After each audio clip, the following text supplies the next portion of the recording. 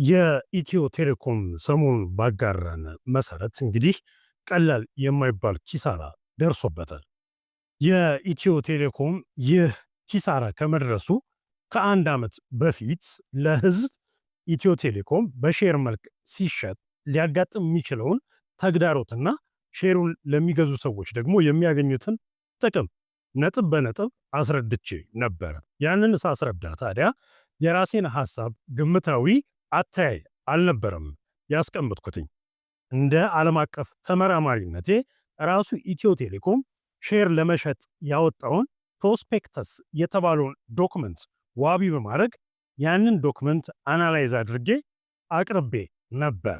የኢትዮ ቴሌኮም የከሰኩበት ያለውን ይህንን ምክንያት ከአንድ ዓመት በፊት ሊያከስረው ከሚችሉት ተግዳሮቶች አንዱ ይሄ ነው ብዬ ተናግሬ ነበረ።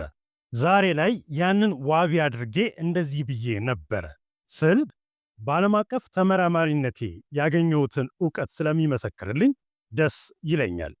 የዛን ጊዜ ከአንድ ዓመት በፊት በጣም ብዙ ሰዎች ነው ያዩት። ቀላል የሚባልም ላይክ የለውም። ዩቲዩብ ላይ ሙሉ የተለቀቀ ቪዲዮ ነው። እንደዚህ ነበር ያልኩት።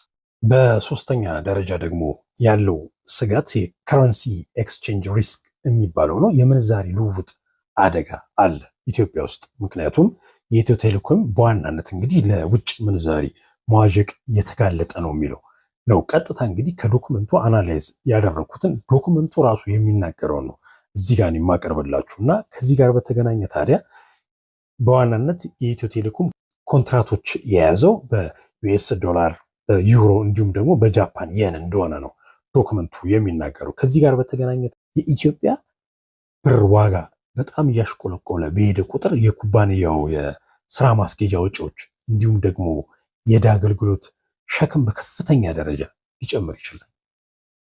ያ ደግሞ ከፍተኛ ስጋት ያመጣል ማለት ነው። ይሄ ምን አይነት ተጽዕኖ ያመጣል? እንግዲህ አንደኛ ከፍተኛ የስራ ማስኬጃ ወጪዎች እንዲያወጣ ያስገድደዋል ድርጅቱ።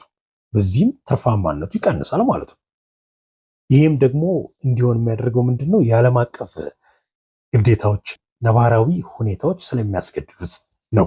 ስለዚህም እኔ ለእናንተ የማቀርብላችሁ እውነት በእውቀት ላይ የተደገፈ እንዲሁም ደግሞ ወቅታዊ የሆነ መረጃን የያዘ ለመሆኑ ይህ ምስክር። ሌሎችም ራሱ ኢትዮ ቴሌኮም የሚገጥመው ተግዳሮቶች አሉ። እነዛን ተግዳሮቶች በአግባቡ የማይፈትሽ ከሆነ እንዲሁም ደግሞ ለሚመለከታቸውና ዕውቀት ላላቸው ሰዎች በዚያ ቦታ ላይ የማይቀመጡ ከሆነ ውድድሩ ያለው በዓለም አቀፍ ሁኔታ ስለሆነ ቀላል የማይባል ተግዳሮት እየገጠመው ይሄዳል። ሙሉ ቪዲዮን እዚህ ጋር የምትመለከቱት ነው። ታግ አድርጌላችኋለሁ፣ ገብታችሁ መመልከት ትችላላችሁ።